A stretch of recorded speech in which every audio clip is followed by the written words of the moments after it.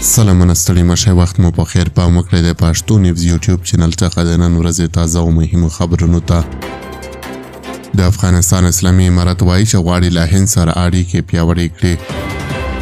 افغانستان کې د اسلامي امارت لا بیا واکمنېدو وروسته هند له سرپرست حکومت سره تر ډیره اړیکې نه لري. اوس د افغانستان اسلامي امارت وایان په نوې ډیلي کې د افغانستان د ډیپلوماټیکو اړیکو د پراخولو او ډیپلوماټیکو حضور د زیاتولو لپاره له هڅو خبر ورکړی. د افغانستان اسلامي امارت وایان ذبیح الله مجاهد په دې اړه وایي هڅې روانې دي چې په افغانستان کې د هند ډیپلوماټیکو حضور وي او په هندوستان کې د افغانستان ډیپلوماټیکو حضور وي. ځینې ننګونې په هند کې هم وي. د افغانستان سفارت هلته د داسو کسانو په لاس کې و چې مخکې له اسلامي امارت او وخت یې باید پوره شوی وای. اوس یې وخت دی چې دواړه لوري په دې تړاو فکر وکړي او خبرې هم روانې دي. بل لوري ته د هندي رسنیو د راپورونو له مخې اسلامي امارت د خپلو ډیپلوماټانو وړاندیز شوی لیست هند ته سپارلی دی.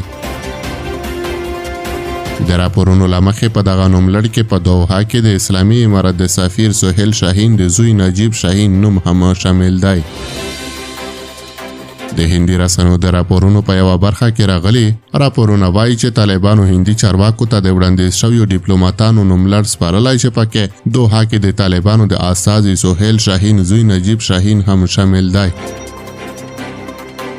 د سیاسي چارو یو شمېر شنونکي په دې اند دي چې په اوسنیو حالاتو کې د اسلامي امارت او هند ترمنځ د ډیپلوماټیکو اړیکو پراخول د دواړو هیوادونو په ګټه دي.